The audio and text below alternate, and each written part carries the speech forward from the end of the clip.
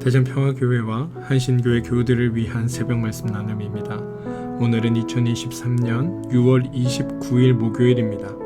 오늘 하루 우리의 삶을 살피고 인도하시는 하나님께서 여러분들에게 크신 은총과 위로하심으로 함께 하시기를 주님의 이름으로 축원드립니다.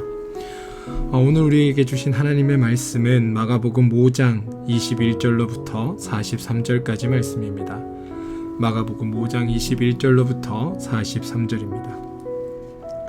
예수께서 배를 타시고 다시 맞은편으로 건너가시니 큰 무리가 그에게로 모이거늘 이에 바닷가에 계시더니 회당장 중에 하나인 야이로라 하는 이가 와서 예수를 보고 발 아래 엎드려 간곡히 구하여 이르되 내 어린 딸이 죽게 되었사오니 오셔서 그 위에 손을 얹으사 그로 구원을 받아 살게 하소서 하거늘 이에 그와 함께 가실새 큰 무리가 따라가며 애워싸밀더라. 12해를 혈루증으로 알아온 한 여자가 있어 많은 의사에게 많은 괴로움을 받았고 가진 것도 다 허비하였으되 아무 효염도 없고 도리어 더 둥하여졌던 차에 예수의 소문을 듣고 무리 가운데 끼어 뒤로 와서 그의 옷에 손을 대니 이는 내가 그의 옷에만 손을 대어도 구원을 받으리라 생각함일러라. 이에 그의 혈루 근원이 곧 마름에 병이 나은 줄을 몸에 깨달으니라.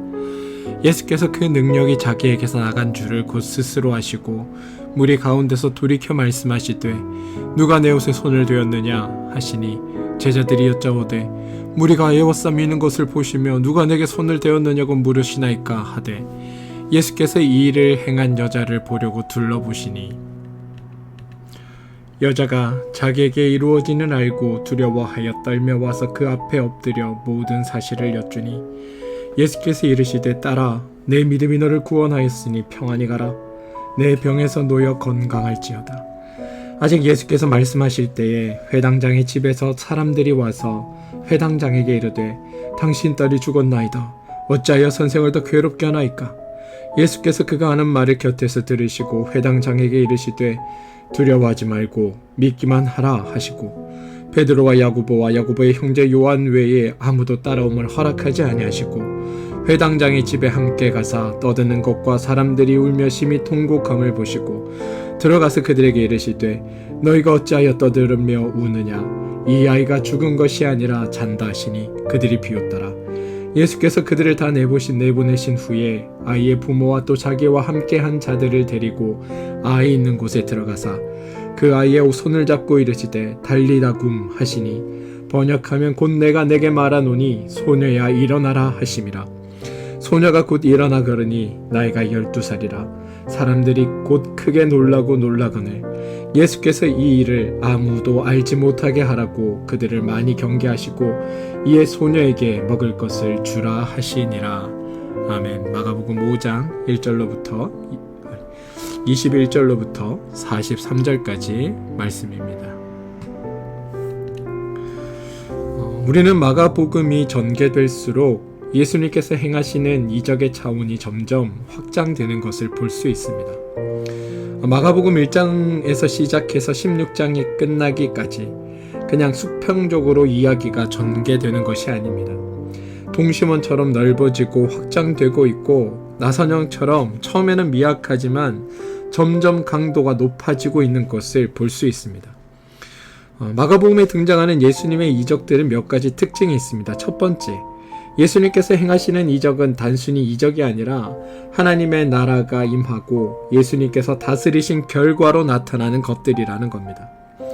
해가 떠오르면 날이 밝고 따뜻해지는 것처럼 예수님과 함께 하나님 나라가 임하자 질병과 악한 영들 같은 지배 세력들이 물러가고 하나님의 통치가 임한 그 결과로 선한 열매들이 맺혀지고 있다라는 사실입니다. 두 번째, 예수님의 이적들은 하나같이 예수님께서 사람을 긍휼히 여기시고 사랑하셨기 때문에 나타난다는 점입니다.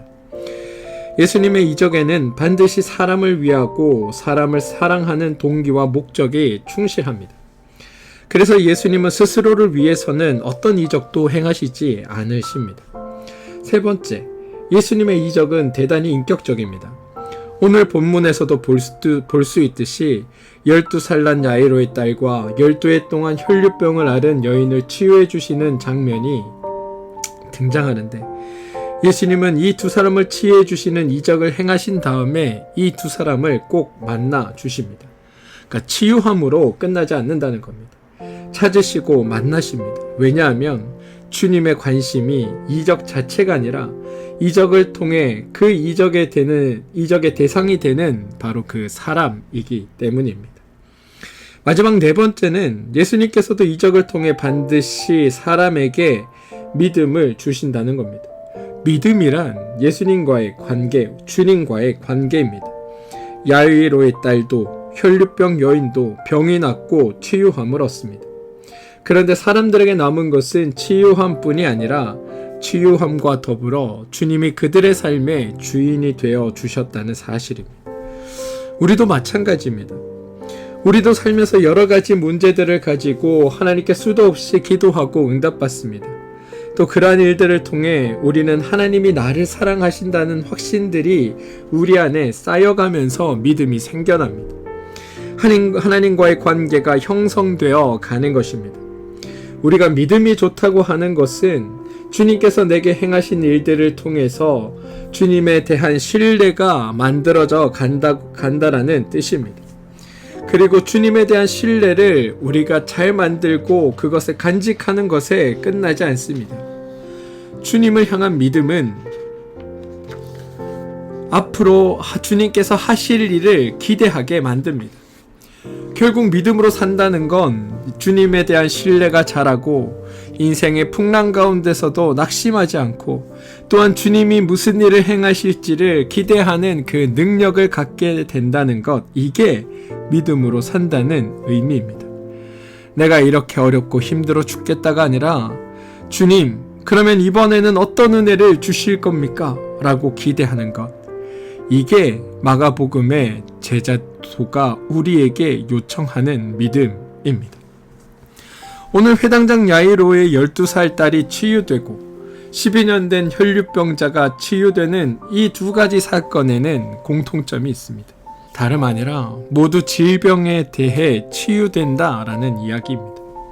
그리고 두 사람 모두 주님과 만남을 통해 치유되고 주님을 만남을 통해 치유되는 것에서 끝나는 것이 아니라 믿음을 얻게 된다라는 점입니다. 오늘 말씀을 보면 예수님께서 회당장 야이로의 딸을 고쳐주시기 위해 가는 도중에 갑자기 12해 동안 혈류병을 앓던 여인을 만납니다. 마가는 이 12해 동안 혈류병을 앓던 여인이 어떻게 고생했는지를 상세히 묘사하고 있습니다. 26절입니다. 많은 의사에게 많은 괴로움을 받았고 가진 것도 다 허비하였을 때 아무 효용도 없고 도리어 더 중하여졌던 차에, 오늘 본문에서 야이로의 딸이나 12해 동안 혈류병을 앓은 여인이나 여러분들 어떻게 치유함을 받는지 한번 보시기 바랍니다.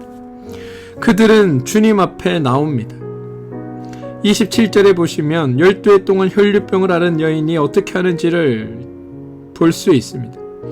예수의 소문을 듣고 무리 가운데 끼어 뒤로 와서 그의 옷에 손을 대니 이렇게 얘기합니다.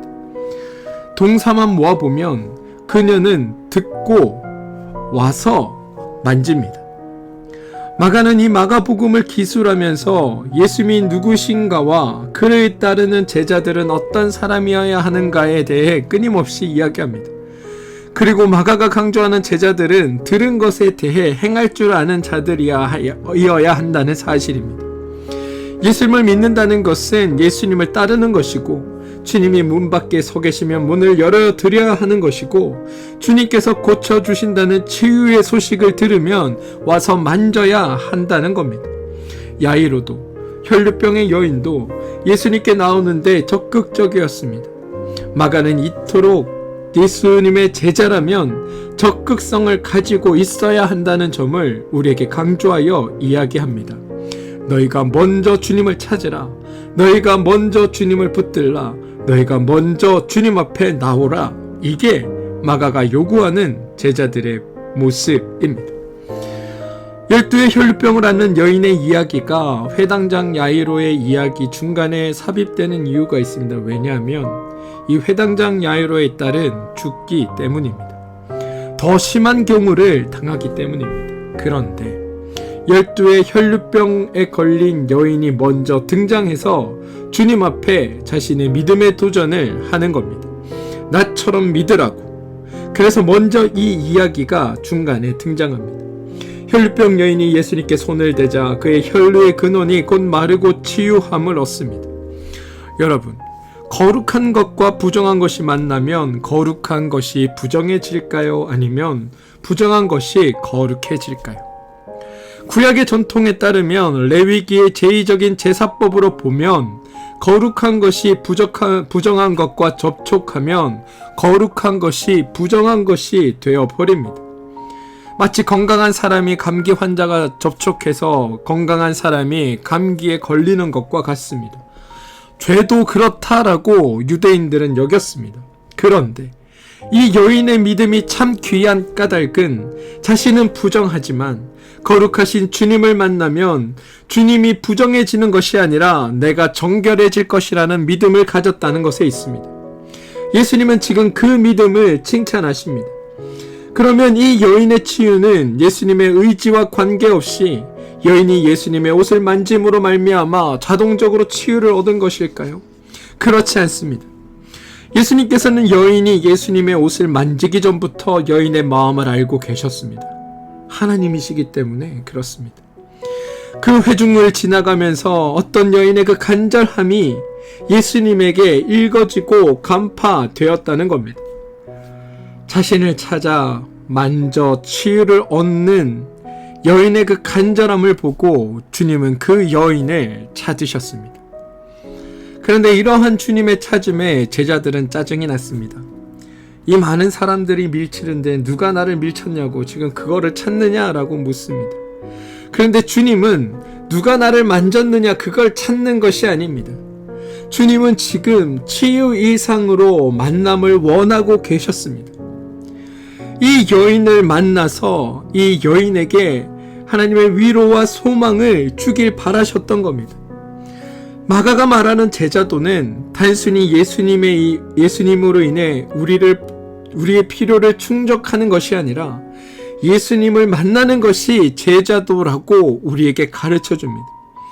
여러분, 우리가 처음에 주님을 만날 때 우리가 필요한 걸 얻는 것으로부터 주님과의 만남을 시작할 수 있습니다. 그런데 우리의 믿음이 점점점 성장해 갈수록 주님으로부터 무언가를 얻어내는 차원의 믿음에서 벗어나야 합니다. 예수님 그분을 온전히 만나는 것으로 그 믿음의 방향이 바뀌어야 한다는 겁니다. 그냥 주님을 만나는 것이 좋아야 하고 하나님과 교제하는 것이 기뻐져야 하는 것으로 나아갈 때 우리의 믿음이 성장했다라고 말할 수 있다는 겁니다. 마가는 우리로 하여금 그런 제자의 자리로 나아갈 것을 권유하고 있습니다. 이제 이야기가 점점 절정으로 치닫고 있습니다. 예수님은 회당장의 딸이 죽었다는 소식을 듣습니다. 회당장의 집에는 이제 절망이 기다리고 있었습니다. 그런데 주님은 그 상황에서 이렇게 말씀하십니다. 36절입니다. 두려워하지 말고 믿기만 하라. 회당장 야이로의 딸이 죽은 그 절망스러운 현실에서도 회당장이 해야 할 일이 하나 있었습니다. 그것이 뭐냐 하면 그 자신의 초점을 죽은 딸이 아니라 모든 것을 살리시는 예수님께로 옮기는 것이었다는 겁니다. 사랑하는 성도 여러분, 두려워하지 말고 믿기만 하라라는 말씀은 우리 모두에게 주시는 도전입니다. 두려워하지 말고 믿기만 하라. 두려워하지 말고 믿기만 하라. 이 말씀은 헬라어 원문으로 보면 명령법 현재 시제로 되어 있습니다. 즉 절망에 빠지지 말고 믿는 믿음을 계속하라라는 겁니다. 절망에 빠진 순간에도 믿음을 포기하지 말고 계속하라라는 명령입니다. 여러분, 믿음이란 무엇입니까? 우리가 믿음에 대해 착각하고 있는 것이 하나 있는데, 믿음은 내가 갖는 것, 믿음의 대상이 되는 사람이 소유하는 것이라고 생각할 때들이 있습니다. 그런데 여러분, 믿음을 한번 잘 생각해 보십시오. 누군가 믿게 하는 주체가 있을 때 우리에게 믿음이 생기는 겁니다. 믿음에서 핵심은 내가 믿음을 소유한 것이 아니라 나로 하여금 믿게 하는 주체의 활동과 그분의 그 행위가 나로 하여금 믿게 한다는 것이 훨씬 더 중요하다는 겁니다. 그래서 내가 아니라 믿게 하는 대상이 나로 하여금 믿음을 준다라고 우리는 고백할 수 있습니다. 믿음은 우리가 가지는 것이 아니라 그래서 믿음이 우리를 가지는 겁니다. 하나님께서 우리에게 주시는 믿음이 우리를 소유해서 우리를 절망에서 희망으로 옮겨 놓는 것, 이게 믿음이라는 겁니다. 우리는 우리가 믿음을 갖고 우리가 믿음을 소유한다 생각하지만 성경은 그렇지 않습니다. 하나님과의 관계 속에서 믿게 하시는 분은 하나님이시고 믿음에 대해 주체적인 책임을 지시는 분도 하나님이십니다. 하나님을 신뢰할 수 있도록 하나님이 일하시기에 우리가 하나님을 믿게 되는 겁니다. 그리고 그 믿음이 우리를 절망에서 희망으로 옮겨 놓습니다. 이게 믿음의 역사입니다. 지금 야이로는 이 믿음을 가지고 있는 것이 아니라 믿음이 야이로를 가지고 그를 절망에서 희망으로 옮기고 있습니다. 이게 두려워하지 말고 믿기만 하라라는 의미입니다. 하나님께서 너의 모든 것을 책임지시니 두려워할 필요 없고 믿기만 하라라는 의미입니다. 사랑하는 성도 여러분, 저는 주님이 말씀하신 이 믿음이 우리의 믿음이 되기를 소망합니다. 예수님을 신뢰하는 믿음이 나를 소유하도록 하시기를 소망합니다. 그래서 절망에서 희망으로 옮겨지는 그 은혜를 맛보게 되시길 소망합니다. 사랑하는 성도 여러분, 믿음에는 한계가 없습니다. 왜냐하면 믿음은 우리가 소유한 것이 아니라 믿음이 우리를 소유하기 때문입니다. 믿게 하시는 하나님이 우리로 하여금 믿음을 주시기 때문입니다. 죽은 아이를 일으키는 일조차도 한계가 되지 못합니다. 오늘 죽은 아이가 살아납니다. 죽은 아이를 살리신 예수님은 죽으시고 부활하십니다. 죽음의 절망을, 죽음을 죽여버리는 이 땅의 모든 절망을 완전히 없애버리시는 주님의 이적이 우리 가운데 있다는 겁니다. 그렇기에 주님은 우리에게 소망이 되십니다. 사랑하는 성도 여러분, 지금 여러분을 절망시키는 것이 무엇입니까? 주님 앞에 나오셔서 주님이 주시는 믿음을 통해 이 절망에서 소망으로 옮겨지시는 은혜를 맛볼 수 있게 되기를 주님의 이름으로 축원드리겠습니다. 우리 함께 기도하겠습니다. 주님은 우리의 삶의 모든 문제를 통해 우리에게 다가오시는 분이십니다. 모든 사건과 사고 속에서도 우리에게 다가오십니다. 우리도 우리가 겪는 모든 일들을 통해 주님께 나아가게 하여 주시옵소서. 주님께서 다가오시고 우리는 주님께 나아가며 결국 주님을 만나게 되길 소망합니다. 주님을 만나면 무슨 일이 일어납니다. 주님을 만나면 선한 일을 주님께서 우리에게 행하십니다. 주님께서 다가오시고 우리가 주님께 나아가면, 그리고 주님을 만나면 그 결과 우리는 주님께 믿음을 얻습니다. 우리의 삶에 절망스러운 일들이 많지만 우리가 믿음을 가지는 것이 아니라 믿음이 우리를 가지게 하셔서 우리를 절망에서 희망으로 옮겨놓게 하여 주옵소서. 그 놀라운 일들을 날마다 겪는 복된 사람들이 우리임을 잊지 않게 하시고, 오늘 주님께서 우리에게 믿음 주실 때에 우리가 믿음을 소유하는 것이 아니라 믿음이 하나님을 신뢰함이 우리를 소유해서 우리가 절망에서 희망으로 옮겨지게 하여 주옵소서. 예수님의 이름으로 기도합니다. 아멘. 함께하며 중보하며 기도할 제목 나누겠습니다. 몸과 마음의 힘듦으로 인해 어려움을 겪고 있는 우리 교우들이 있습니다.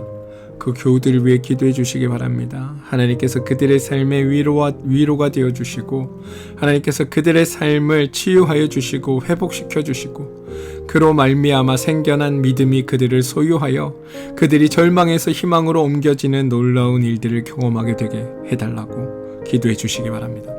자녀들을 위해 기도하시기 바랍니다. 우리 자녀들의 삶을 하나님 인도해 주시고 우리 자녀들을 복되게 해주시기를 기도해 주십시오. 여러분들이 하시는 일과 사업체를 위해 기도해 주시고 한신교회와 평화교회를 위해 기도해 주시기 바랍니다. 나라와 민족을 위해 기도해 주시기를 부탁드립니다.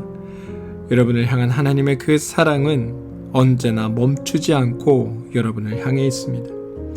그 하나님께서 주실 은혜를 기억하며 적극적으로 주님 앞에 나와 하나님을 붙드시는 일들이 여러분의 삶에 있게 되기를 소망합니다. 우리가 주님을 찾을 때 주님은 우리로 하여금 주님을 믿게 하십니다. 그 주님으로 말미암아 절망에서 희망으로 옮겨지는 놀라운 일들이 오늘 여러분의 삶의 풍성에 일어나게 되길 주님의 이름으로 축원드립니다. 함께 기도합니다.